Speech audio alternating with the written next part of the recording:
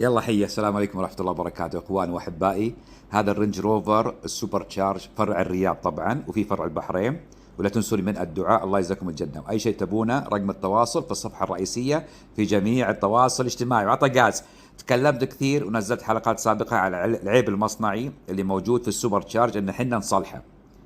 الصوت اللي يجيك طقطقه كذا، وصوت كركره طقطقه اللي تبون. المهم انه هذه المشكله الرئيسيه دائما في السوبر تشارج، وقيمته طبعا غالي جدا يعني، وما انصح بالمستعمل انك بتجيبه بيكون نفس المشكله، والجديد مبلغ قدره يعني. فحنا رجعه مثل الجديد بمبلغ رمزي ما شاء الله تبارك الله، اقل من ربع القيمه، تخيلوا. فلا تنسوني من الدعاء، الله يجزاكم الجنه.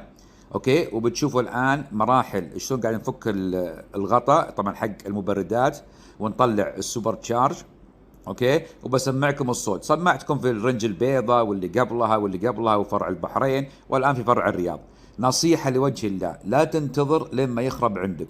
اي رينج روفر، اي جاكور سوبر تشارج 6 سلندر 8 سلندر من موديل القديم، اوكي، 2003 زين، 2002 الين 2020 2025، كل العيب المصنعي موجود ما زال في كل الموديلات وكل الفئات.